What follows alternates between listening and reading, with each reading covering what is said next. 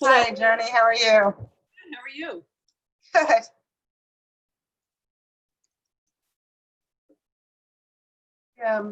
Typically have a very good turnout for this committee. It's a pretty devoted committee, but I'm a little surprised it's sparse at the moment.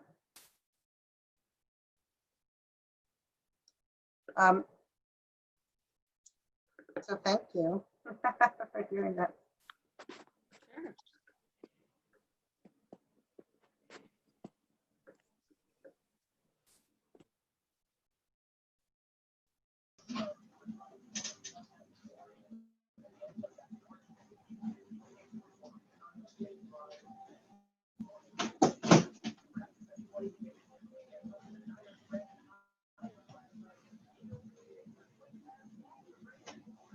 Go back.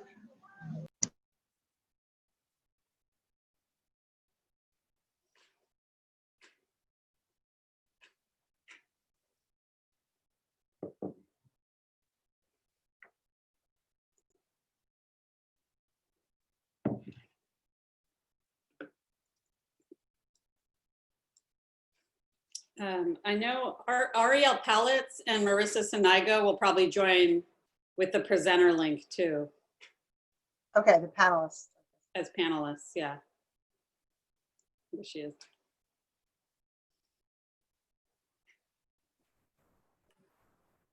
Although you have my name, Marissa, I don't know if that's intentional.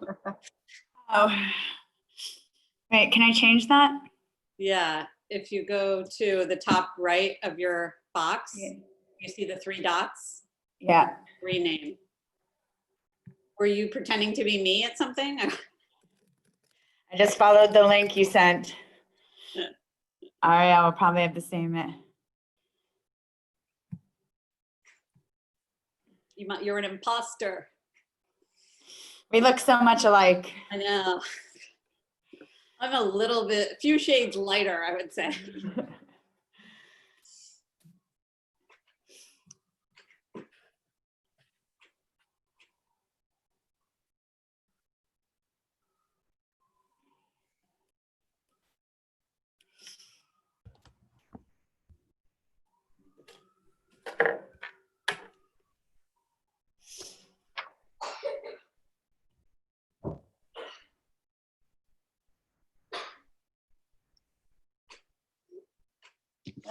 Oh, there she is.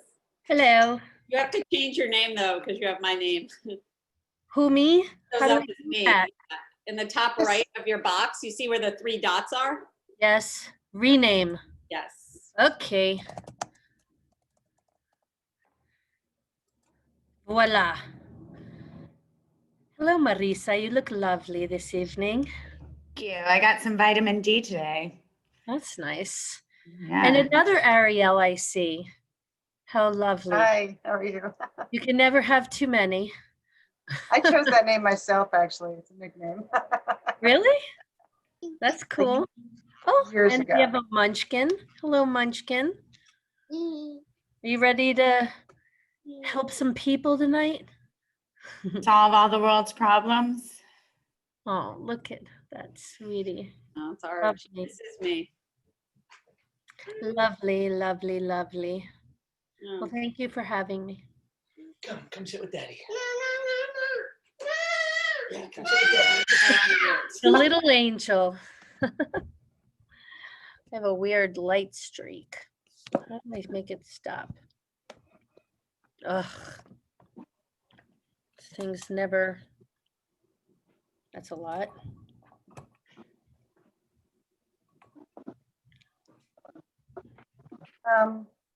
Give it another 2-3 minutes since we're coming on now. At this point, everyone who told me they were coming on is on, but we'll wait for another minute or 2.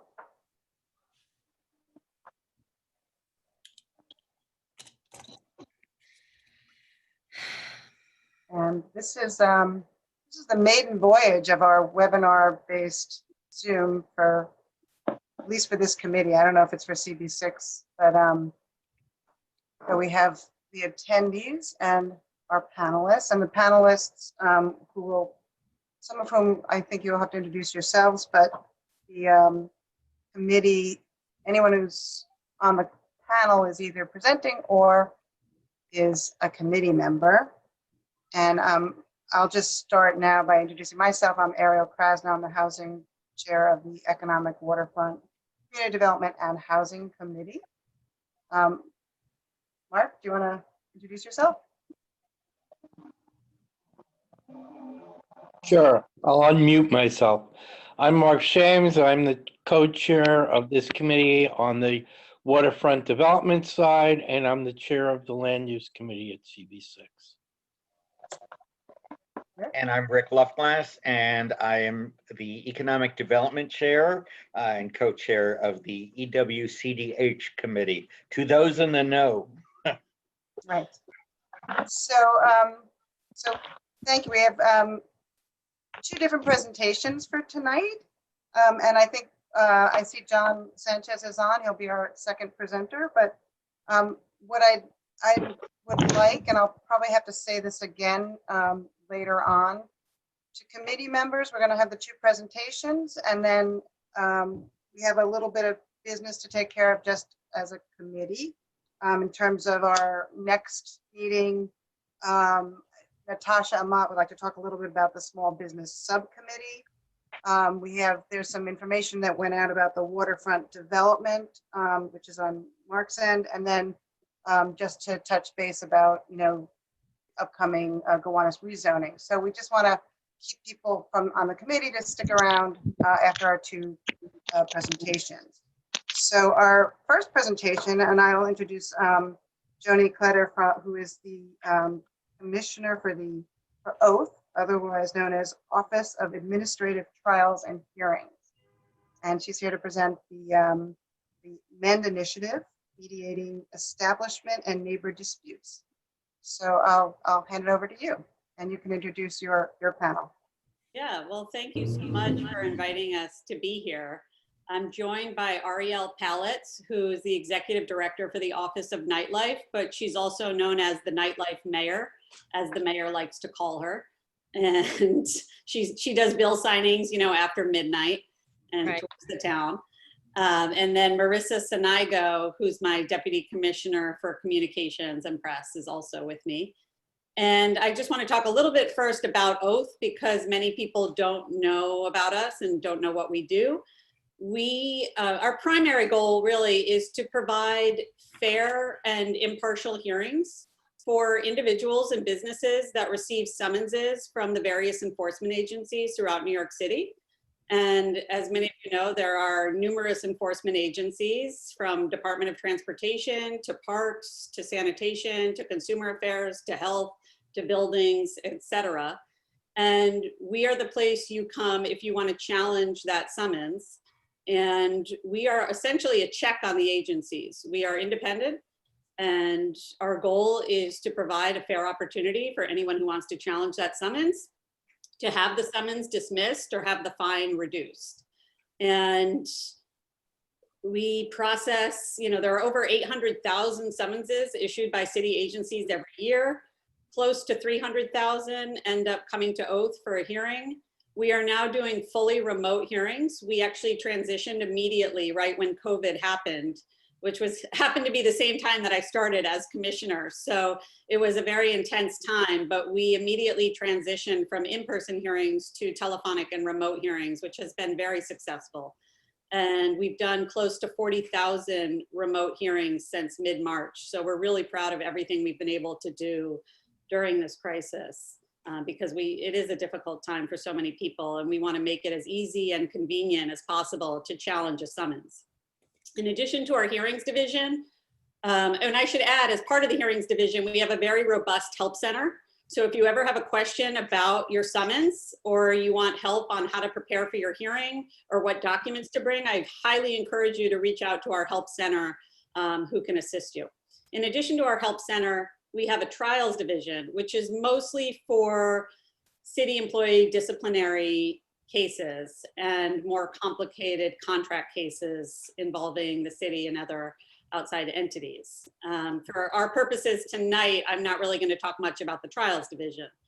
Additionally, we have what we call the Center for Creative Conflict Resolution, And the center was started 5 years ago by one of our administrative law judges. His name is Ray Kramer.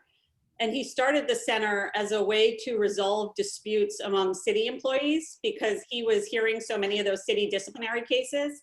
And he wanted to find creative ways for managers and their employees or coworkers to mediate their disputes and find ways to continue working together. He also provided conflict coaching and management training. And when I came to Oath, one of my goals was to expand the work that the center was doing because I was working in the mayor's office and was very familiar with the center.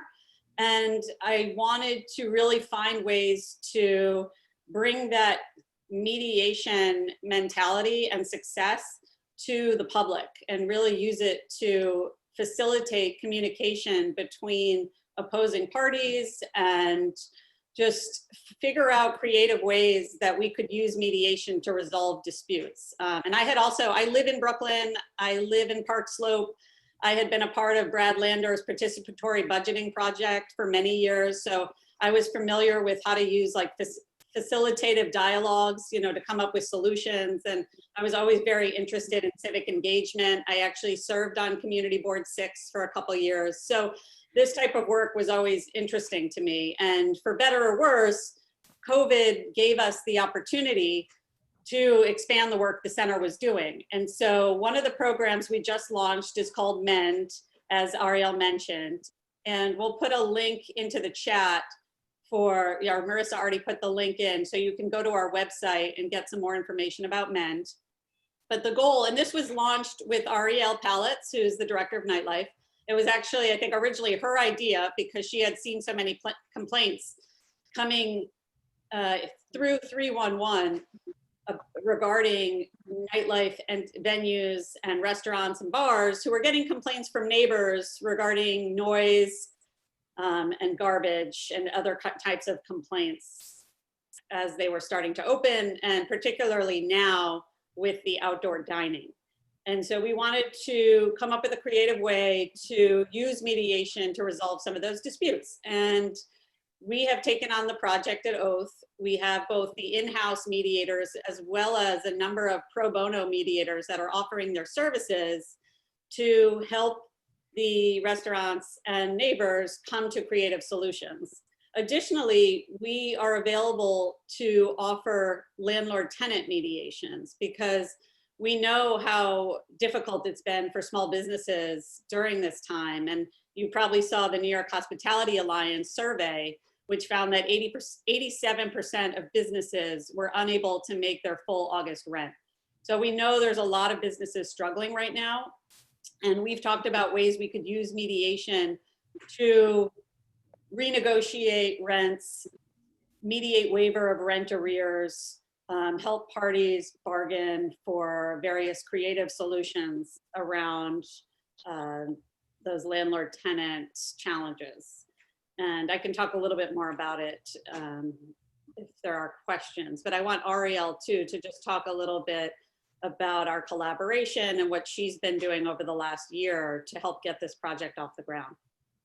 Thank you, Commissioner. Thank you all for having me today. I'm happy to have the opportunity first to just very briefly share with you about the Office of Nightlife. Many of you may have heard about it peripherally and not really know what or who we are. So very quickly, it was established only 2.5 years ago by the mayor and city council member Rafael Espinal to create this brand new Office of Nightlife to help represent and be a liaison for the nightlife industry and the entire ecosystem. So that means owners, operators, workers, performers, residents as well. To really make sure that we're representing the industry and figuring out how we can best support the industry as well as address the quality of life issues that come with coexisting in this great city of ours. I'm a former bar owner. I used to own a bar in the East Village for 10 years and simultaneously served on the liquor licensing committee of Community Board 3 in the East Village and Lower East Side for almost 7 years.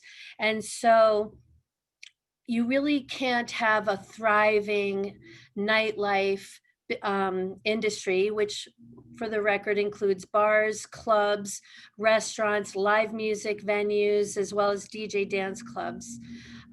You can't have that with figuring out a way to coexist with the neighbors around you. And so from the very beginning, it was a priority, and we piloted a mediation program, which we found great success. The 311 system, where it's good to record complaints, wasn't necessarily helping to resolve the issues in a more human way, humanizing the relationship between the neighbor and the venue, and finding a way where they can communicate and compromise. And so understanding through this pilot program how really successful it was an absolutely natural fit when Joni became Commissioner of Oath to have this conversation together, and she was already on that path. And it really has been a seamless partnership where Oath and the Center for Creative Conflict Resolution has these neutral mediators, professional mediators. And I understand that community boards, as well as the NCO officers at the police department, are really in a position to help mediate and solve issues within the community and the venues. But this is meant also to be another tool in the tool belt, especially with chronic cases where maybe you've seen issues with a particular neighbor and venue that were pre-COVID and having trouble with sound or crowding and complaints that have remained unresolved. There are certain cases that rise to the level where a neutral party, not an office of nightlife and not a police officer, not a community board, can sit and listen to both parties and help them really feel each other's pain and figure out a way to get out of the 311 system, and not through enforcement, but through reinforcement, try to figure out how they can establish a communicative relationship. Because it's not about, I told him to turn it down, now it's loud again. It's always going to get loud again. It's going to get high and it's going to be low. And it's about how do we put the power into their hands to create a relationship where they can communicate with each other and say, hey, could you turn it down, instead of calling a 311 or a 911. So after the recommendations are made, we can get referrals from community boards, from elected officials, from venues themselves, from the 311 call system. Anyone can approach the MEND program and make a recommendation and say, we need help here. So we would encourage the community board, if you know of a venue and a resident that could benefit from this, to refer them to the MEND program or speak to them about it for consideration. Once it goes into that process, within 2 weeks, MEND is able to organize a meeting. So it could be quite expeditious in establishing the immediate relief people want. I always say there's a fine line between torture and tolerance, and we all have one, no matter how cool we are, and we just want immediate relief. So MEND is able to coordinate these meetings via Zoom now within 2 weeks. And then the Office of Nightlife is able to continue the relationship with the venue to make sure that things are on the right track, that they have all the information that they need. And then the community boards, for example, if it came through you, you could also be in constant communication with the neighbor and say, how are things going? Are they doing better? And if you feel like maybe they could use another opportunity to mend, maybe re-refer them to the program if it was going well and maybe it's gone off track. And so this is a very collaborative process that we see can work to help these really vital businesses get back on track and there's so much enforcement going on right now in regards to COVID and safety. And these quality of life issues can be best addressed through personalized relationship and communication and keeping the enforcement out of it if at all possible. So Thank you. that's the program. Thank you, Joni. Great. So we're happy to take a few questions. I think everyone on the committee can take unmute themselves, and go ahead, Natasha. Thank you. Thank you guys so much. I'm a small business owner myself, not in hospitality and retail, but I was interested in what you were saying around the landlord versus tenant mediation, Joni. Could you perhaps, it sounds like it's quite new, but would you be able to give a little bit more of an example? I don't know if you've actually had the opportunity yet to experience a renegotiation. Obviously, I'm party to a lot of folks going through tough times. I've been very lucky with my landlady.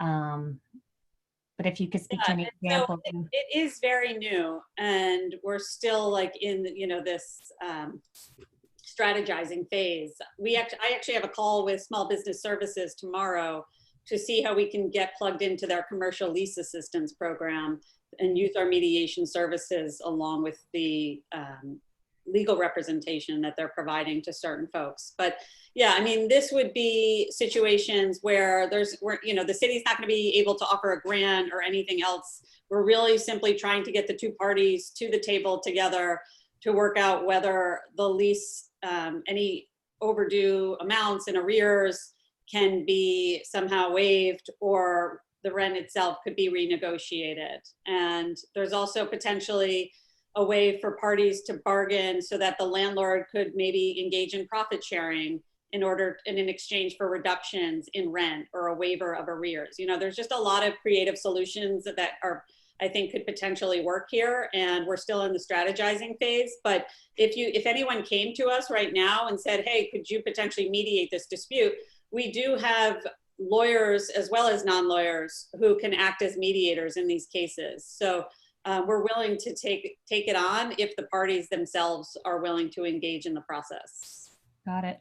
So would that be in conjunction with the Community Lease Assistance Program, or will Oath start to oversee the Community Lease Assistance Program? We're definitely not overseeing the program. In fact, Cranes wrote an article that was inaccurate, which sort of implied that. But the good thing that came out of it was that the commercial lease assistance got refunded once that article came out. So it was actually a benefit that happened because of it. So we will just be working in negotiation with them as part of the MEN program. Yeah. If I might add, I feel like, the lawyers and all the negotiations that the tenants and the landlords usually have to employ to help negotiate, this is really a free opportunity for tenants and landlords that are just sort of like having a communication breakdown, and possibly to be able to restart that conversation and establish maybe some preliminary agreements, which could then be reviewed by their attorneys once they've managed through the preliminary communication problem. So it's meant to help with the burden of the costs of getting lawyers involved right away, and just sort of getting people back to the table, whether they be landlords or residents. Just two quick questions, if I can, to follow up. So would this be only for hospitality related businesses who would be in need of such help? I would be open to expanding it for the landlord tenant mediations. Yeah, I mean, I want to continue the conversations with SBS and with my team, but certainly, again, if two parties came to us and said, hey, we're interested in mediation, can you help us here? I'm not going to turn anyone away. Got it. And I think that answers my other final question, which is, if a tenant said, I really need help, my landlord's not returning my calls, that might not be the place to come to MEN, because you need both parties saying, yeah, we're just at an impasse, we need help. Oh, yeah, although I'll say that we can help assist in that as well. I mean, Marissa, who's on the panel right now, they do reach out proactively to one side. Once we get the complaint, we reach out to the business to see if there's interest in mediation, and we explain the benefits. So we could potentially be open to doing that as well. I think there are other existing programs with tenants and landlords that the city provides some guidance. So if it's something that Oath probably isn't doing, there are so many resources to be able to point to. If it's a mediation issue, it's a good conduit to find more information or the right location to get the help that's necessary. I assume. Yeah, no, I think that's right. Are there other- This is Mark. Are you going to talk, Ariel, or should I? Hi, Aaron. All right, listen, I was once the chair of the Permits and Licensing Committee, as was our district manager, once the chair of a Permits and Licensing Committee on the Community Board. And during all that time, we worked very hard to try to get the community and the owners of establishments to work well together. And I think we were very successful, except in two particular instances. And one of them went out of business and the other one lost their license, at last I heard. And it would have been very useful for us to have the kind of mediation that's available through MEND at that time. And I'm really terribly pleased that you have adopted this and that Raphael got involved with the nightlife, and so thank you. Now, the next thing is there are two things. One that I'll deal with second is that I want to know, and you can think about whether there is any resolution that we can offer in our committee that would be helpful to you in your process. And then before I ask that, I have a good friend who used to work over at Oath. Her name was Deb Scotto. You know her, Joni. And at the time she was there, she found that the biggest problem she saw was the lack of integration between the fire department and the rest of the process. And I was wondering if you had found any solutions to that issue. That's interesting. I mean, Ariel, do you want to talk a little bit about the community boards? Because you have more of a, I think, direct relationship with the community boards. She's been in more contact with them over the last couple of years. So you may be best to speak to that. Sure, thanks. You know, especially based on my time on the SLA committee and seeing how venues with a history of complaint might affect a renewal or for future stipulations. I think that being able to use the MEND program to incentivize communication and compromise between the residents and the venue might be able to be incorporated in the licensing or renewal processes. Because very often the community boards will get the complaints from the residents. And now that there's this opportunity to recommend a MEND program, that if a venue is able to find resolution with their neighbors, that it should be also seen in their favor versus if they were not against them. So I don't know how your particular committees operate, but I do think if there is a way to incorporate the MEND program and to educate people even when they're getting a brand new license, that and also maybe to the opposing people in the audience that might be speaking against more bars in their neighborhood and so forth, to really begin to educate the new operators, the existing operators, as well as the regular audience of neighborhood block associations and so forth, to really start thinking about ways to mend the relationship rather than enforce or to hold back new licenses. Yeah, I mean, just to piggyback on that, we really want men to happen before the enforcement agencies go out. And Oath is kind of in a unique position where we see the impact that over enforcement can have on small businesses and individuals, given that there are so many enforcement agencies and many of them are siloed. We are really in that unique position to see that devastating sometimes impact that over enforcement can have. And so the goal here is to actually resolve these problems more quickly and in a more constructive manner versus going to 311 multiple times, waiting for the enforcement agency, going to a hearing, having an appeal. This can actually be much faster and more productive than going to an enforcement agency. So, you know, last time I spoke to a community board, they were like, wait a minute, you're telling us to do something very different than what we used to tell people. This is like the opposite of what we were telling people. We told them call 311 and we're like, yeah, no, this is different. This is a different approach in order to avoid enforcement and try to come up with mutually agreeable solutions.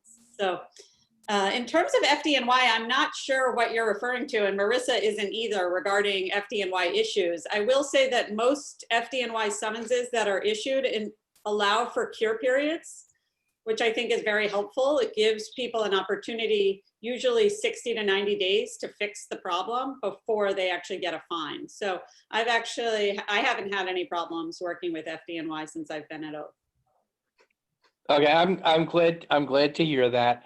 The problem that I was told about and had numerous discussions about was that the notices did not get to the owners in a timely manner for them to be able to intercede in the process. And I hope that's been corrected. And if not, I'll be happy to talk to somebody not on this call.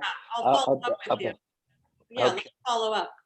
Okay, and then the other thing that I was, and by the way, in terms of trying to get people to cooperate and not have the enforcement process, our community board really goes out of the way to try to do that. And we've been very successful at doing that. And having a mechanism in place to do that is extremely helpful. And I really am grateful that you've done this. And then the other thing is to go back is there some sort of resolution we can do today that would be useful to you in your process to give you either more visibility or leverage in things that you're doing? You mean to like make it mandatory Well, to Well, we can't make anything mandatory, Right. but is it, I mean, I think right now we would love to promote it more. That's really my number one goal, because we don't, as you know, the city budget doesn't leave much room right now for spending. And so we don't have a budget, or at least a big budget, to spend on promotional materials or promotions. And so I'm just trying to get the word out as to how effective this can be. so a simple resolution of support might be somewhat useful. Sure. Okay. Absolutely. No, and I appreciate your enthusiasm, because like I said, we've spoken to other community boards and haven't necessarily gotten the same reaction. So I really appreciate it. Well, you're at home now. That's right.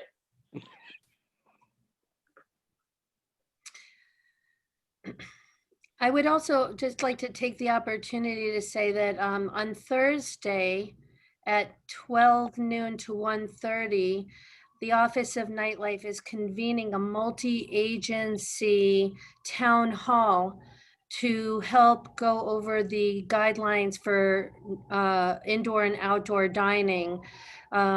We will have Joni there, as well as the Office of Special Enforcement, FDNY, DOB, DOT, DOHMH. I'm not great at adding I can do links but not attachments in the chat. Maybe Marissa, I can email it to you, maybe you can drop it in, or Ariel, we can email it to you to send out to. I was gonna say, Mike sent out regular, his regular daily updates on what's going on. I think that would certainly want to do that. And also, I think, if there is if we do a resolution, I think, as you already pointed out, Mark, the permits and licenses is, they're the ones who often, that's where I always hear about any of these issues. So I think making sure that that committee knows about it is something important. So That would be great. I think, as much information as we can get to everyone, I think the easier it'll be to get through this. Thank you. are there, okay, what time are we at? 7 o'clock. I just want to make sure that there are a number of people who are attendees, and I think they can write into the chat box if they have questions.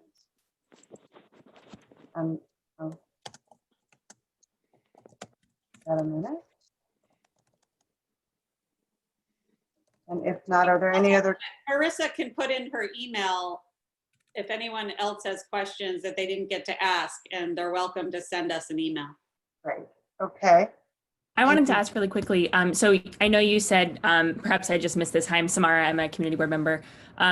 You said that, it's early on in this sort of process. Is there a date after which you sort of expect to be the time when we'll be able to tell people what the phone number to call is, if there was anything, or sort of start publicizing that? No, we have all that. It's in the link that Marissa sent Okay. on the chat. If you see in the chat. Got it. Link. Yeah. Thanks for We have reminding. logos, we have phone numbers, emails, and as soon as someone puts in a complaint, we will reach out to them. Great. And proactively reach out to the business and try to get both sides to agree. Awesome. We have a bar going in next door and we're on very good terms with the owner, so I hope I won't need to use it, but very good to know. And also, sometimes not all issues rise to the level of the need for mediation. Sometimes if there are issues that you might be having with particular establishments that are having maybe chronic issues and not really getting the message, you can also feel free. I'll put my email and the website for the Office of Nightlife into the chat.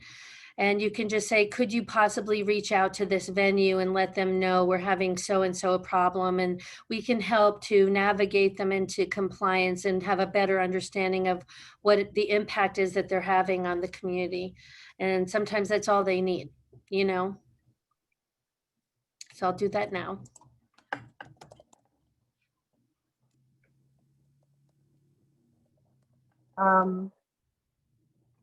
You're welcome to stay around. I think if there's no other questions, we'll move on to our second presentation. I really thank you again so much.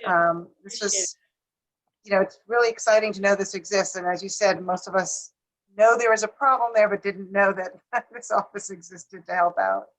So thank you. Thank you so much.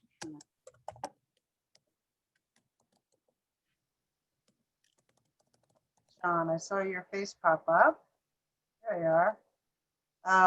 Okay, next up, we have, thank you, Ariel. Thank you, Ariel. Bye. Keep jumping around there. Okay, John Sanchez is the District Manager for Bronx Community Board 6.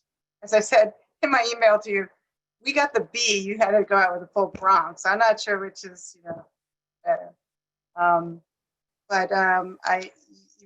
We distributed sorry about that. Article that you wrote for Gothamist, so everyone should have gotten a handle to read that, and we're excited to hear what you have to say about citywide issues around affordable housing, and coming from a very different set of circumstances in your district in the Bronx. Yes, good evening. Thank you for having me. It's good to be here at my counterpart in Brooklyn. As a district manager of a community board, I think I've attended more than 100 community board meetings, but it never gets old, and I enjoy attending them, especially the committee meetings. And I'm looking forward to a great conversation tonight. I know we have a slide deck prepared. Ariel, will you be sharing it, or will Mike be sharing it? 2 slides from Mend, but I don't have one from you. Do you email it to me? Can you share it? Do you have the capability to share from your screen?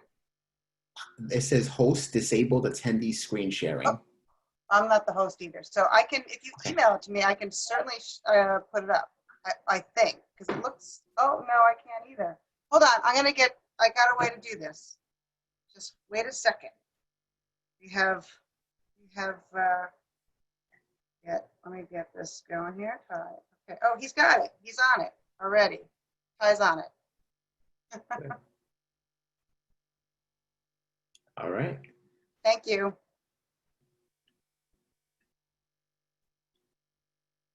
All right, we're in business. And you can just do the presenter mode.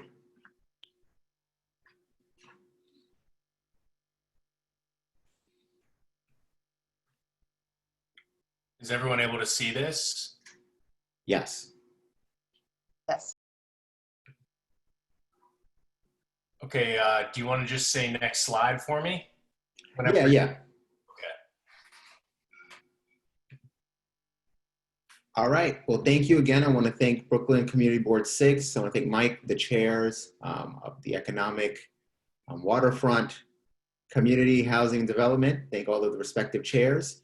And I just want to give a perspective from the Bronx and also a perspective on what I think our city is facing, especially now. And we're going to talk about how Bronx Community Board 6 and Brooklyn Community Board 6 have some similarities. Then I'm going to talk about affordable housing in the media. Then I'm going to talk about the larger New York City issue. Then I'm going to propose 2 policy ideas that my board has been thinking about recently. Then I'm going to close with a book recommendation that goes more into depth on what we're discussing today. And I'm also putting it in the chat right now. Next slide. So Brooklyn Community Board 6, you know your neighborhood. Red Hook, Gowanus, Park Slope, Carroll Gardens, Borom Hill. It's about 3.1 square miles, which is about double the area of Community Board 6. You have about 120,000 residents. Next slide. So Bronx Community Board 6, we have Fordham University, we have the Botanical Garden, and we have the Bronx Zoo, which I think is the best zoo in the country. Have to throw that plug in there. We're a smaller community board. We're 1.5 square miles, so we're about half the size of your community board. And we have about 90,000 residents compared to your 120,000 residents. So about 30,000 less people in the neighborhood. Next slide. So Brooklyn Community Board 6, median income is about 122,000. And if you look at how the incomes are dispersed, you see that it's pretty evenly split among all the income ranges. 42% make less than 100,000, 58% make more. What's interesting is that nearly a third of residents in your neighborhood are rent burdened. So they're spending more than a third of their income on rent. Now compare that graph with the next slide, which is Bronx Community Board 6. It's nearly the opposite. 90% of our residents make less than 100,000. Less than 10% make more than 100,000. 50% of households in our district are rent burdened. So I have a general salary at the community board. I'm actually in the top 10% in the neighborhood that I live in. If I was in Brooklyn, I'd just be at the median. Next slide. This is important because I just think it speaks to the fact that regardless of the disparities in income, we both were impacted by COVID. Bronx Community Board 6, we had 11% positive rate case. Brooklyn was 3.7. But even if you look at the death rates, Brooklyn CB6 was still about 80 per 1,000 people. Community Board 6 was a lot higher, but both numbers were high, and it just shows that both of our neighborhoods were impacted by this terrible pandemic. Next slide. Now I'm going to go into the actual affordable housing stock. Now I know this is a little bit hard to read, so I'll just run through it a little bit. So in your community board, there's about 448 affordable units, and you can see most of them are catered towards middle income. If you look at Community Board 6 on the right, we have about 2,600 affordable units. Most of them are skewed towards the low income, very low income, and extremely low income. We have very few middle income or moderate income units. Next slide. Housing units created. This was in 2017. You see Brooklyn Community Board 6, about 1,000 new total units made. And Community Board 6 in the Bronx, about 1,000 units. So even though our neighborhoods are slightly different size, different population, we've created about the same amount of units in terms of affordable, just general housing units. Next slide. And the op-ed, it really centers on the need for there to be more affordable housing. And when I'm talking about affordable housing, I'm talking about more towards the extremely low and low income housing in higher income neighborhoods. So my op-ed was telling the neighborhood of Soho, Community Board 2, to pull their weight and have affordable housing in their neighborhood. It was well received. The Deputy Mayor, Vicky Bean, retweeted it, and we had a few other people retweet it. Next slide. Mayoral candidates, Eric Adams and Scott Stringer, both said, upzoning makes sense in Soho. It looks like people are coming around. I don't want to claim any credit for that. I just think it added to the conversation. Next slide. Now I want to talk about someone who is an opponent of affordable housing. We have our president who said, I am happy to inform all of the people living their suburban lifestyle dream that you will no longer be bothered or financially hurt by having low-income housing built in your neighborhood. Then he responds, your housing prices will go up based on the market and crime will go down. The notion behind that is that low-income people make crime go up. So that's who's an opponent of affordable housing. And I won't get too political. This is a community board meeting, but I don't agree with that sentiment. Next slide. Now I want to just talk about the general New York City housing issue. Like what's going on citywide? Like we compared our neighborhoods, but what's going on citywide? Well, one big issue is that we have outdated rules that prevent housing from being built in the first place. If you look at the graph, 15% of New York City only allows single family homes. So you can't build anything. Can't build a 2-family, can't build a 3-family. Then if you also look at the next chart, this one's important because it shows that, a third of all the apartment buildings in the city have more than 50 units. So most of our buildings in New York City have less than 50 units, which would be considered an average size building. So a lot of people have this notion in their head, New York City, there's all these big buildings. That's not really the case based on the stats. Next slide. Another big issue with housing citywide is that pre-pandemic, we had big employment growth. Economy was booming. City government was spending a lot more under this administration. But our housing growth wasn't matching this job growth. So you have more people employed in the city, that's what we want, but you have less housing available for them. So that's not good. That causes a crunch throughout the city, whether you're in the Bronx, Brooklyn, or Manhattan. There's less housing for you. It's more competition. Next slide. Oh, skip ahead. All right.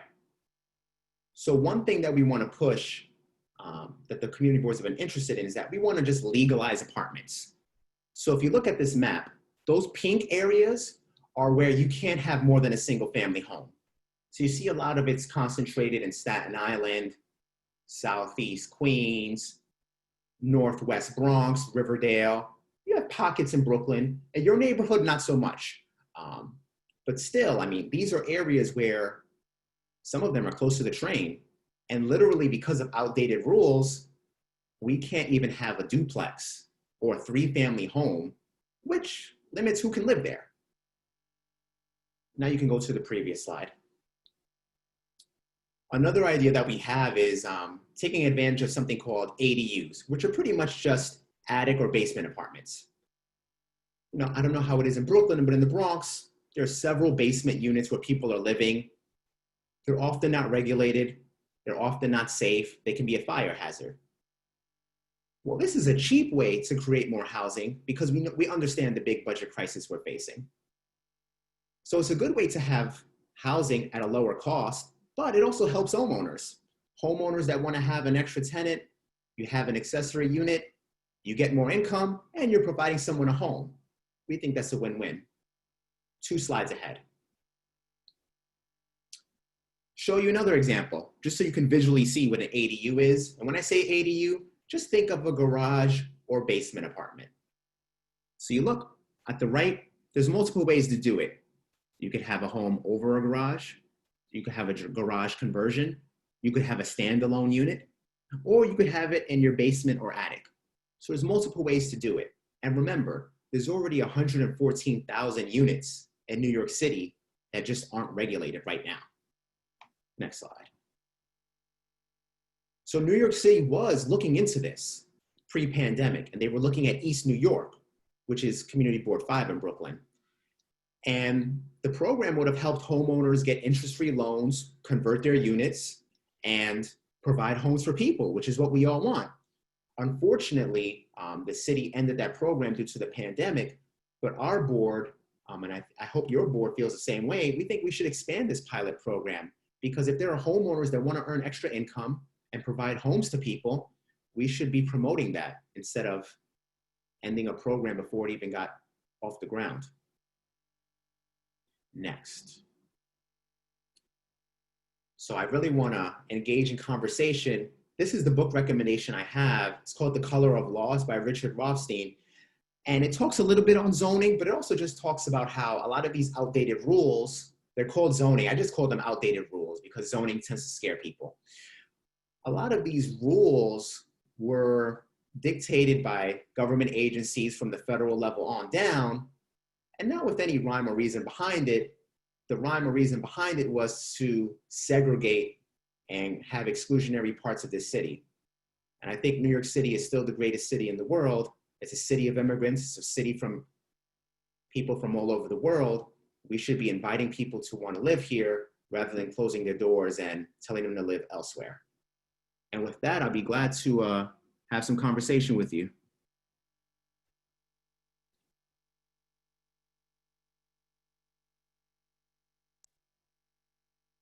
Thank you, John. That was a great presentation, and you touched on a lot of different issues. And I appreciate that you made the comparison between, the two different districts in the city, which are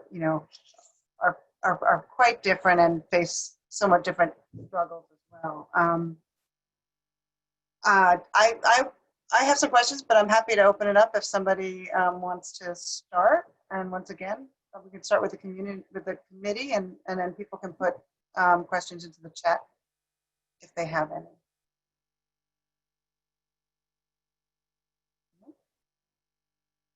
Natasha? Thank you. John, that was so helpful and interesting. And I remember Ariel reminded me of your article the other day, and I was like, sounds familiar. And then I went back and I remember reading it when it first came out in Gotham Gazette, and it was a great little piece. So thank you. So I guess my question for you is whether or not you have any thoughts or comments around the interplay between residential affordability and commercial affordability. I am a small business owner, as I was saying earlier, and I think pretty much all the time nonstop around issues of commercial affordability and how much that tracks along with residential. I often find it comes kind of after we've seen some unfortunate matters occur in the residential sphere. But from CB6 in the Bronx perspective, are you, or pre-COVID or during COVID, what are you seeing when it comes to that linkage between residential displacement, lack of affordability, and the commercial end? So we have two business improvement districts in our community board. We have the Fordham Road Business Improvement District, which is the largest in the Bronx. Then we also have the Belmont bid, which is the Arthur Avenue restaurants, etc. So the Belmont bid has really weathered the storm, even throughout the pandemic. And that's largely because a lot of those businesses have been around for 60, 70 years, and they own their building. So they were able to, they're not worried about evictions and things of that sort. Fordham Road, similar in that way, is that because there were more chain stores on Fordham Road, no one has really been displaced on Fordham Road. I think the area where displacement has been happening is Tremont Avenue. Tremont Avenue does not have a merchants association, does not have a business improvement district. There were vacant storefronts pre-pandemic, and there are vacant storefronts now. And I don't even think it's a matter of because of the housing issue. I just think we're different in the sense that most places in the district are a 20-minute walk from the train. So just because we're not near a train, we have some obstacles for people wanting to start a business on East Tremont or East Fordham Road. The challenges in Brooklyn may be different. I mean, the big concern all businesses have is, how can I pay my rent? We were closed for 3 or 4 months. I just think that's universal, but I wouldn't link it to the residential piece in our neighborhood specifically. Oh, I see a question. How many potential housing units could be created in CB6 with more support for ADUs? So the city hasn't released district by district guidelines, but the rough estimate is 200 to 300,000 additional units citywide if ADUs were expanded. How that is broken down by district really depends on how many homes are in a district, but 300,000 more homes in New York City at a cheaper cost than new construction, I think that's great. Samara, I can jump in. John, thank you so much for this presentation. Hey, Alec, how are you? How are you? Good. You know, I've thought about the opportunities in CB6, and if you walk around many of our neighborhoods, you'll see old carriage house style buildings that are usually near the corner blocks because of how zoning rules work. And currently they can only be used as parking. Often they're not even used for cars because cars now are too big to fit in some of these old narrow carriage houses. But with some modifications, they'd be 200 to 250 foot micro apartments, which could be much, much more affordable than what is already offered. I go on jogs, not exactly through CB6, but through like Windsor Terrace and Kensington, especially. And in those neighborhoods, there are many detached garages and backyards and front-facing, street-facing garage properties that could be converted. So even in our neck of the woods, I think there's a substantial opportunity. But I think the most acute opportunities in the citywide, in the city, and John, I wonder if you agree, are in those areas that are currently zoned single-family, because they have large lot sizes, and so more akin to the sort of Ditmas Park historic district in our neck of the woods.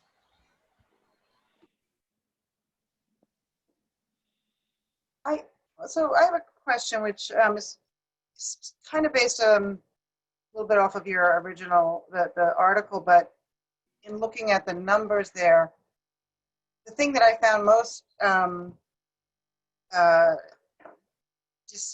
the biggest disconnect is that in CB6 in Brooklyn, there's a huge concern that, you know, there's a bringing in affordable housing, as you said, helps to create a greater mix of housing types in CB6. And certainly CB6 can well stand to take on more. The concerns around that, and this goes a little bit to what Natasha was saying, is that the way that most of that affordable housing will be built will be on the heels of market rate. That's one thing, and outside of public place, which is one large, hopefully all affordable. So that's one question, because that's something that in neighborhoods like that, while it's great to be able to have the mix, that is of great concern. In your district, I would imagine there's the hope and the intent to bring more market rate, whereas in our district we want less market rate, more affordable generally. That's sort of so just wondering if there's been initiatives on your end to try to bring more market rate, or is that still a fear even in a location where there's a heavier preponderance of affordable? Well, we're a 20-minute walk from the train, so that's going to be an impediment for market rate apartments in general. I probably live in one of 3 market rate apartments in the entire community board, and my building was built 2 years ago. So with that said, I mean, we have Fordham University, so I mean, I live with a lot of students in my building. I'm sure those students that graduate would probably want to live in a market rate building.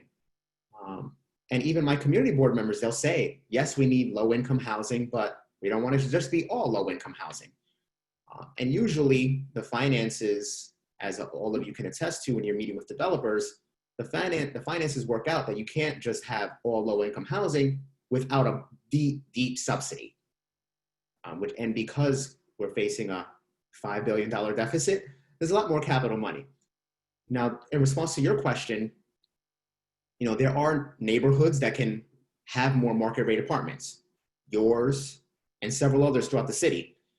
And the reason why I wrote the op-ed was because it was also based on the numbers.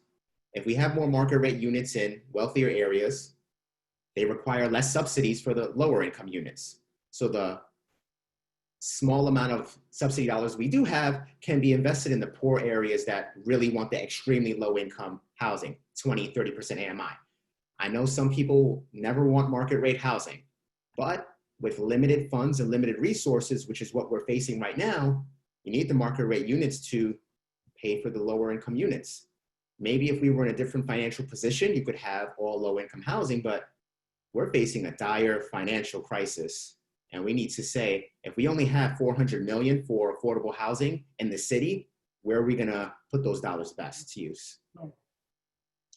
So it sounds to me like your transportation committee needs to get to work and get some rapid transit in there with like the direct bus routes or something. That seems to be the most important.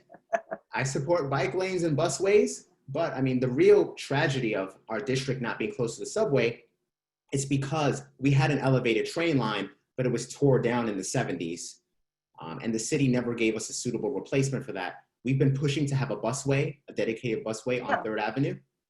But yeah, they tore down a train line.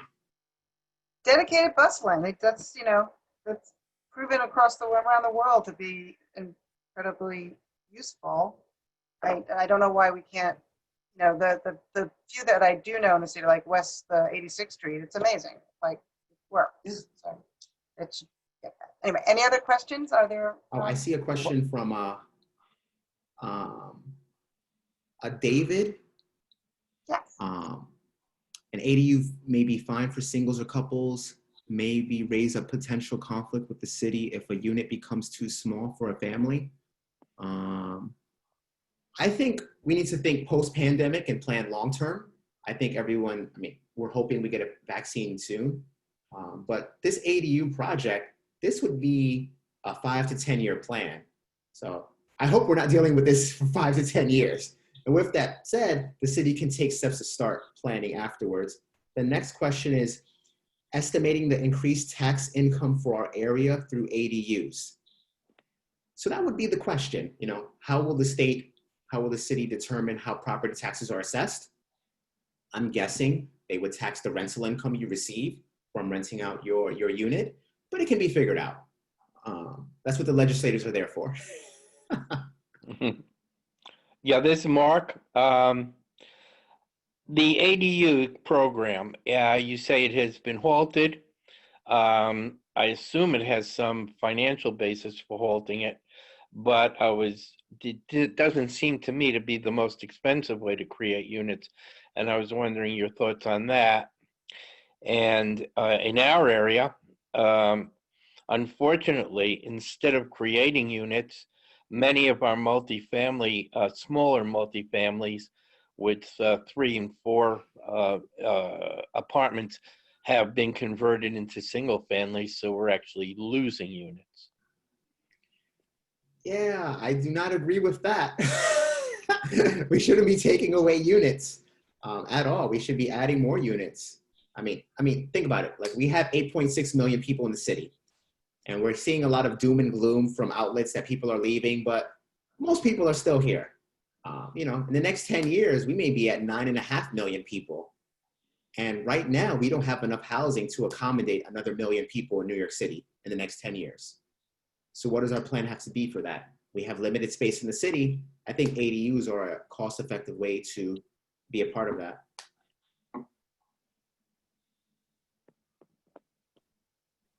Oh, I think Tiffany Brown has a question. Do you want to are you looking at that? Because I was just going to point to that question. A majority of these units sit empty. I even think with, at least in our district here, or I think Okay. I think it may be in CP6. I know a number of the affordable, which was not at the very low income, but at the like 100 and 120, AMI we're not moving, at least around Atlantic Yards, if I'm correct. I know that was one area okay, where I we get weren't what moving, you're and saying. so that's sort of it's a good question. I don't know the answer. Yeah, I mean, ideally, if you have a vacant unit, the landlord would lower the rent so he could get filled. I mean, some landlords just want to have vacant units, but that seems odd to me, especially now. And then Vilma had a question: how do nonprofit organizations deal with the difficulty of collecting rents as a result of the eviction moratorium? So that's a big question. I think everyone's waiting to see what happens in January. I mean, we have a few big nonprofits in our district, and they've been working out payment plans for residents. And because the rents are lower to begin with, they're able to make it work. But this is kind of a question that I can't answer until we see how January shakes out. I think everyone's holding their breath until January to see if there's going to be relief for landlords and renters, because as most of you know, half of New York City's tax revenue comes from property taxes. And if we don't have property taxes paid, we have a lot bigger problems on our hand. John, I wonder if you could talk a little bit about, going off your book recommendation, the connection between some of these rules that prevent the creation of affordable housing and some of the legacy of express or systemic racism that help create some of these rules. I'm thinking in particular of Donald Trump's father, Fred Trump, loudly supporting New York City's 1961 zoning ordinance, which probably created the fundamental zoning rules that govern most of the neighborhoods in Brooklyn. Yeah, so if you look at the map of the single family areas in New York City, they align with the historical redlining maps. For those that don't know, areas were shaded in red if they were seemed undesirable and the city was told to disinvest in them. The areas in blue were considered desirable neighborhoods. So that's why you see Riverdale there, Staten Island. And as a result, the idea was to keep those neighborhoods segregated. So they passed these single family zoning laws to keep them the way they were to prevent more housing there. But yes, this isn't by accident that there are certain parts of the city that are single family only and most are not. And of course, you have the reverse of that in our district, which is a lot of red around the Gowanus, which is why we have concentrations of the nurture developments there. Exactly. So that's something you also deal with.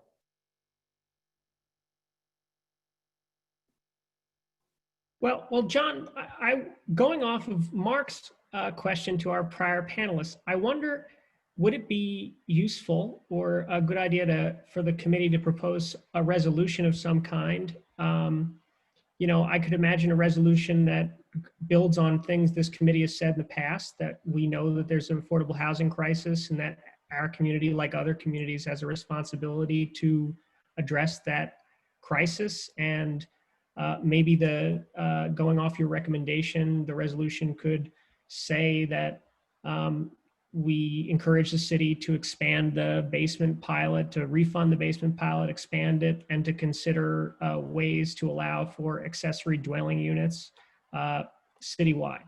100%. We're actually submitting that in our budget request to the city this month.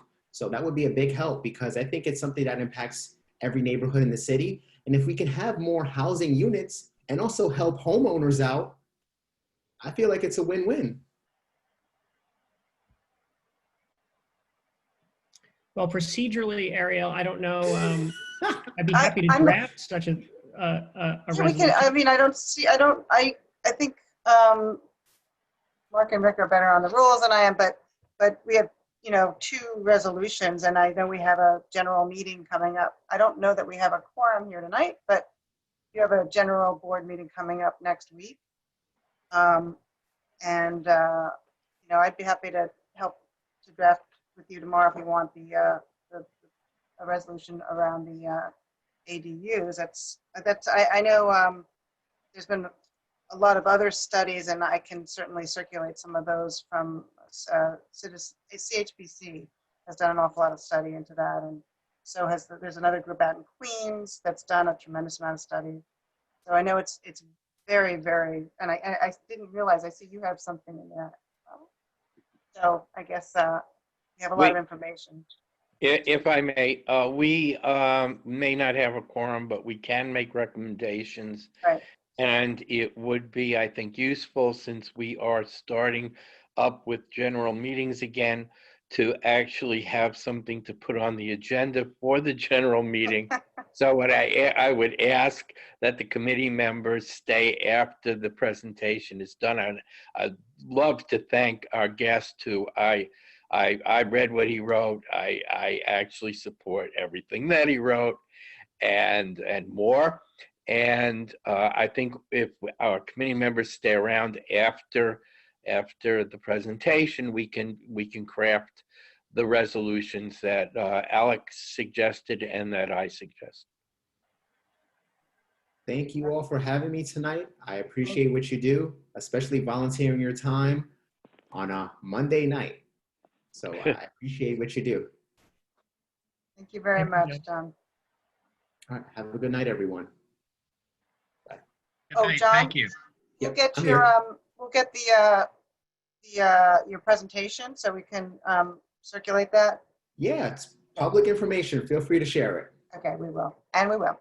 Thank you.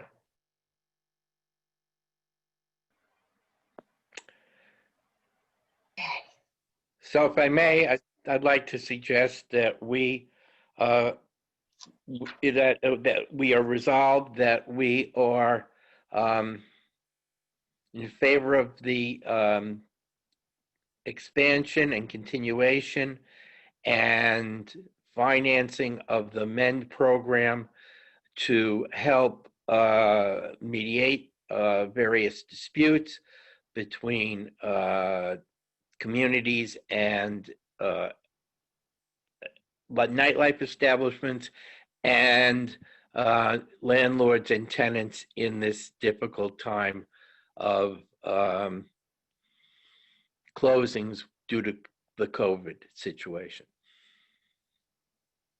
Is there a second? Second. If people are in favor of this recommendation, could you use the raise your hand function on this thing? Okay. Do you have a raise your hand? I think that's it. I don't see the raise the hand on this. Okay, well, then we can each raise our hands then. I think we lost some functionality when we went to the webinar version. Okay, well, in that case, if you can't do that, I have a raise my hand function. But if anybody has an objection or says no, why don't you unmute and let us know? And we'll wait a minute for that.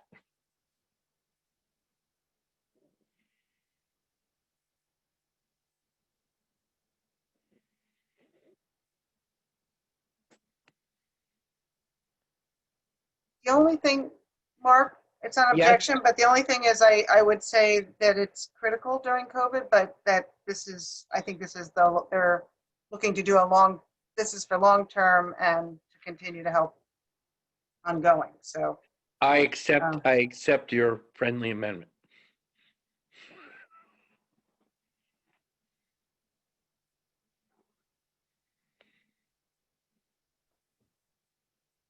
and is there any other, are we discussing it now or did we agree to just do it?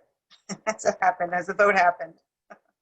Well, do you mean as to the second, or are we still on the first? The first, We're still on the first. I sort of took some notes on this, but I'm wondering, we have a resolution that'll be from the community board and will go to the mayor's office to where do we send this? It basically goes to the administration, and so that they know that we support it. We can add on our local council members as well, but I think it's mainly to the administration that we are supporting the long-term continuation and funding of this as useful to the community.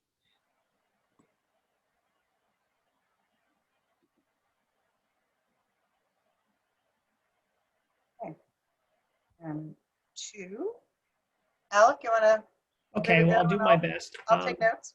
Well, yeah, so Community Board 6 is on record recognizing the need for affordable housing citywide and our own responsibility as a community board to create affordable housing. To that end, we urge the city to refund and expand the basement pilot program to end rules that ban apartments in single family neighborhoods and to explore the legalization of accessory dwelling units citywide.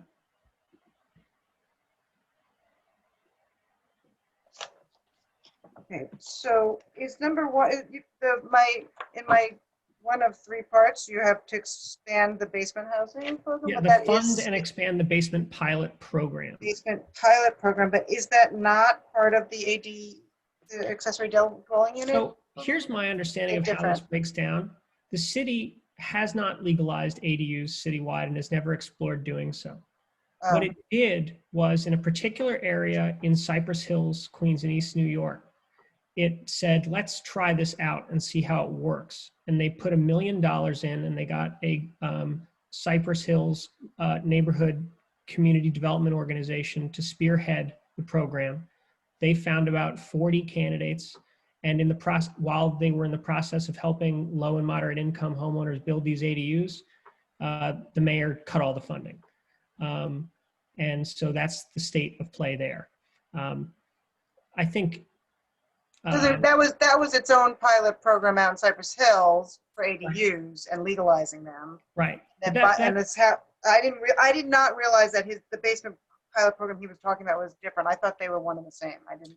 So here's the way to think about it. Legalizing ADUs could mean just that, like, you as a homeowner could create a basement apartment and rent it out. The basement pilot program was to help low and moderate income homeowners who would face special difficulties financing these units and creating them, to get special technical assistance and financing to make it happen. So, yeah. Okay, so that's... Which is critical, right? Because a lot of low and moderate income homeowners are not going to be able to go to the bank to get these things financed, especially if they're going to be affordable housing. And there'll also be capital costs if they have to do that, because they're going to have egress issues, fire issues, but they'll have to, I don't know if that's part of that plan or not, but. It is, yeah. Okay. So, and then the accessory dwelling unit pilot. And so maybe, okay. And then the third thing you mentioned was to end the ban on single family, on apartments and single family units. That seems to be is there any kind of pilot program out there now? I mean, is that a bigger lift? No, it's certainly a bigger lift. But as John talked about, a substantial part of the city is zoned single family only. I think it's 25% of Queens. And in those areas, it's illegal to, for instance, create like for an older homeowner, to create an apartment on the first floor to get supplemental income. And so. So this would be tied in potentially it could be called accessory, maybe. I mean, because I think, yeah. Otherwise, it's a whole. You're changing the zoning, and that seems to me that might dilute the other two are ongoing programs, right? Well, I mean, ADUs would require zoning changes as well. So, I mean, I think these ideas are related, and we could drop that proportion of the thing I proposed. It seemed to speak. It was one of the two recommendations that John had. I'm happy to list the three of them as. I mean, these are just recommendations for the city keep going on looking at them and supporting them. I just, we might want to, I don't know if I feel like we might want to, I don't know if there's more value in focusing on ones that we think is the most productive and they actually might bring to the fore. I don't know which of those three it would be, which is the furthest along. I think that's wise, and I'll stop talking in a moment. But if to that end, I think if we did the basement apartments and ADUs, that is a sort of not as ambitious a request. Any other comments? Yeah, I'd be supportive of limiting it to the first two. Not that I'm against the third, because I'm actually for the third, but there are plenty of places out in Queens where these kinds of units already exist illegally, and it would be to the best interest of public safety if units that are already being used in opposition to the zoning were to be legalized, and that applies to the first two, but it also applies to the third. But since we don't want to get people too riled up as we get back into the process, I would be supportive of just limiting it to the first two.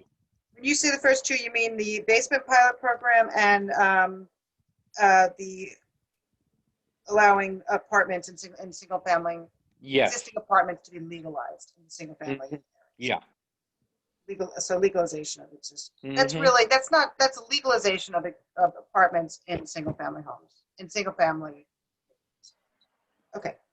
David, all three, yes. So we want to have, Samara's in favor of all three. David asked if the pilot was cut off because of COVID-19. I think that is what John said. Yeah, that's accurate. And Tiffany asked about if we're going to do this, should there be a cap on what they can charge on those units? Which is a good question. So that's, well, with regard to the programs where you're getting public assistance to legalize those units, then I think in return for that, you could ask for accommodations on the rents. mm-hmm. And that is how the program works, I believe, or at least would have worked had it been implemented.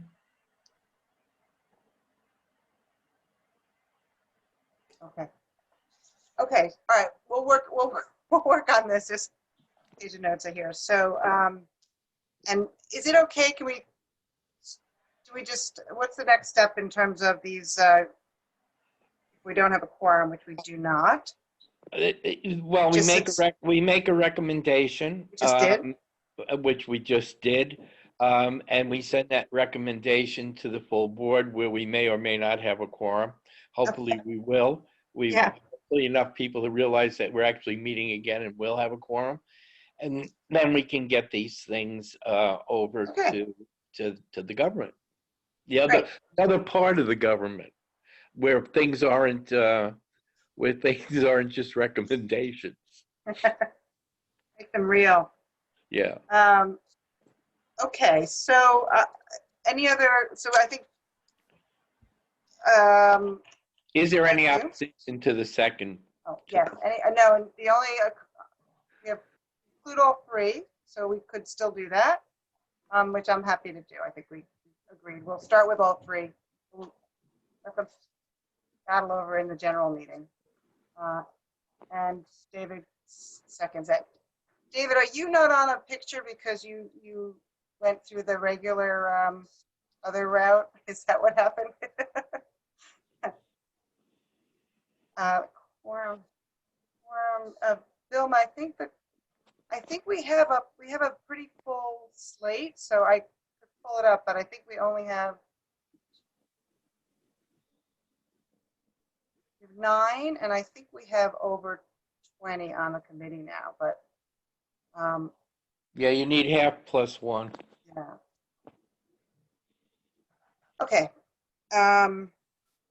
Okay, so just briefly now, I just wanted to, the four little items that we talked about, I think this is a nice segue because our next meeting, which will probably be in its regular time slot, November 13th, third Monday of the month, is going to be a focus on housing, unless we need to switch that for any other reason, but that's something Alec had gotten in touch with me to look at the where we live, which is an interesting segue to John's piece because it comes right out of the Fair Housing Act and the issues around around that, which are to me are very interesting within our neighborhood. And how are we going to deal with that with an influx of new housing should the zoning pass for Gowanus and other rezonings in our district. So I think that's something that will be good for us to get a better handle on and have a discussion about next month. And then and we'll send you more information around that before that meeting. The other thing, the next item we wanted to talk about, I'm going to turn it over to Natasha. If anybody had looked at the meeting notes from our last two meetings, which focused on small businesses, the second meeting was really was actually moderated by Natasha, and Natasha and Guy who couldn't be here tonight. They had really got that panel going, and I think there's a lot of things that are coming out of that she'd like to talk about, and also just to let people know that subcommittee exists and that you can be part of it.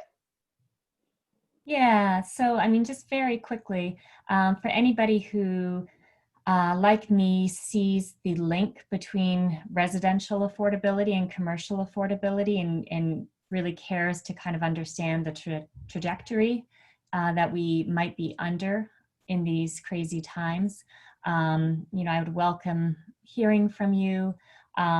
We feel, a few of us, that it would be great to have a small subcommittee focused on small business matters, and we would meet, maybe once a month. Already a couple of us do talk quite a bit, just because we're constantly working on these issues. But I'm a huge sharer, and I would love to get the input and thoughts from anybody who is watching what's happening in our community, which is a lot of for rent signs. And I know personally business owners who are going through bankruptcy. They are walking away from hundreds of thousands of dollars, literally. They're leaving the city because they can't afford to stay any longer. Some are willing to take any new job that they can find, including, being a customer service person. They may have used to own their own business, but they need a job. So the tensions are just so strong and palpable. And I think as a community board, I would be interested in having this subcommittee, I think for two reasons. One, to make sure that we're not forgetting what is going on, making sure that we're not forgetting how much, again, it's really tied into affordability generally. And then I think secondly, to help add weight to anything that we can, similar to what we're talking about with MEND or with John Sanchez, and adding weight to any resolutions. And two specific examples are that, and we don't have to get into it now, I think this would be another topic of conversation at a subcommittee meeting, but right now our council member Brad Lander is working on a small business recovery lease program. It requires property tax, it would allow the city to create some level of property tax abatement to incentivize the landlord to come to the table and create a fair lease. There are, for me, a lot of unanswered questions in how this bill is currently drafted, but there's a lot of interesting conversation, I think, to be had in there.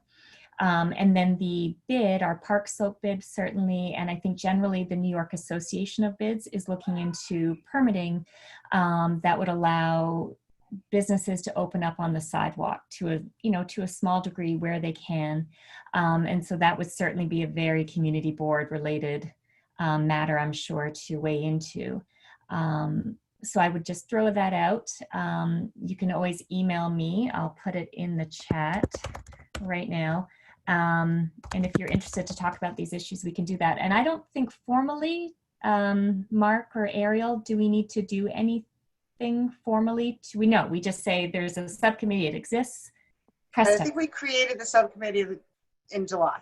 In July, Yeah. that's I officially. wasn't 100% sure, but. Got it. Um, So that's that. If anybody has any questions, let me know, but my email's in the chat.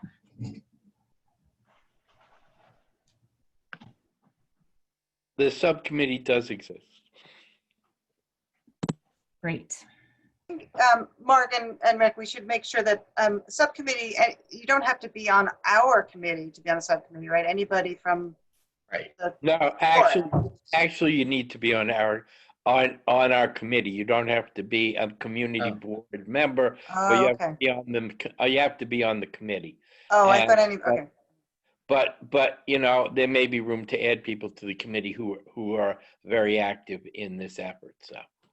Right, because I think Talk to Mike Graciopo about that. Okay. That's not All my bailiwick. Okay. Oh, unmute yourself, Ariel. Oh, are you done, Natasha? Then we'll Yep, I'm done. follow up on that.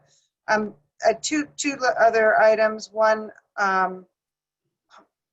Mark sent around some information about the waterfront development. Unfortunately, they have a lot of planning sessions, but the one for our area was last week or early. Was it last week? Yeah, last week. So, but there's a lot of opportunity in that to still dive in there and give your some input, as well as, Mark said that I think he said you'd like to bring some people, and I don't know what people those. Yeah, I would like to bring one of those people from the Department of City Planning who was at that meeting to the community board to speak at one of our future meetings, and I assume they will. And this process is a long-term process. It's not something that has imminent in terms of what they're going to decide, so that we do have time to consider it. And at the meeting the Zoom meeting I attended, there were the Dan Wiley from Nydia Velasquez's office was there, and Carlos Menchaca's land use person was there, and Portside was there, and the tremendous amount of interest, particularly in the Red Hook area, but some in Gowanus as well. And my question was just that with the extent and particularness with which city planning identified the waterfront along the rezoning area, is there room for any of the discussion that happened there to be included in our rezoning? It probably can inform some of our discussion at the community board, although it's a separate process. And if the rezoning is in fact certified for January, how to deal with our waterfront will be much more immediately important. Right, that's what I figured it does. So that would be good to get that happening. Hope maybe even before January, possible. As soon as we can. And then the last item I had on here was just the fact that there has been some movement on the rezoning, and I know that a few people have reached out to me about how this committee, what we had done, and I know we've circulated some of that information and what the next steps are. So I heard that there will be potentially, hopefully coming up soon, a presentation from city planning. Am I right? But within the next few weeks. So there will be a sort of kickstart to the getting back on the rezoning curve, and all the information that needs to be brought back to us, because there's ton of information, and I think it's going to be hard. This is going to be hard to do remotely, but you know, how we, you know, and things have changed. So we've also, some conditions have changed. So I think we need to sort of either, certainly at the community board level, we're going to do that, but the question was whether or not we want to do it at our committee level as well. That's kind of out there for discussion. If anyone wants to comment. Well, in terms of the land use committee, there's certainly city planning is always invited to do a pre-certification meeting with us and give us more details before the finalized product is presented to us. Although one always suspects that when they're ready to certify, they have a pretty damn good idea what they actually do want to do. But that doesn't mean we can't try to impose ourselves in the process to some degree and at least give our opinion as to what's better or worse for the community.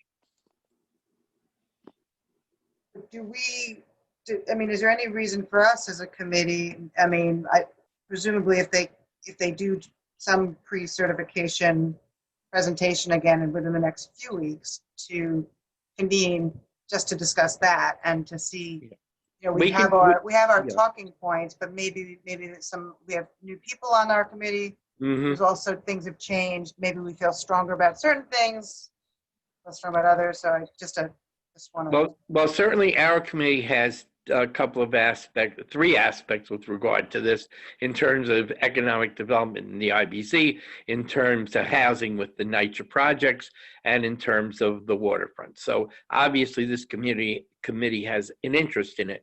Whether whether they do their presentations before this committee or land use probably will in part be dictated by the timing of when the committees meet and when they're available, and what, so that we do that with whatever is appropriate. And we could also have joint meetings if necessary or desirable. I was actually referring not so much to getting I think I'm assuming that presentation will be at land use. I'm thinking that our conversation is committee conversation. We don't, you know, whether or not there's any of the agencies there or not, that they're you know, just have a conversation about the critical points that we're going to weigh in on. And also, if the other part of that was getting back information on the EIS, which also impacts all 3 of those items. So I guess you know, Rick and you and we can discuss how we want to do that.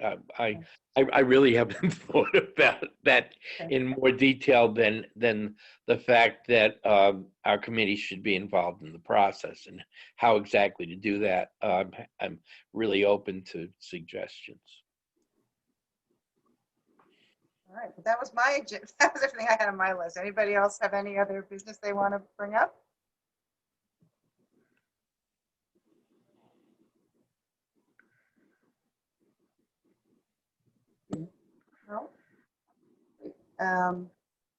No, I know that's actually Ty behind that masked bandana, and it's not Mike. Thank you to Ty and Mike for putting this together.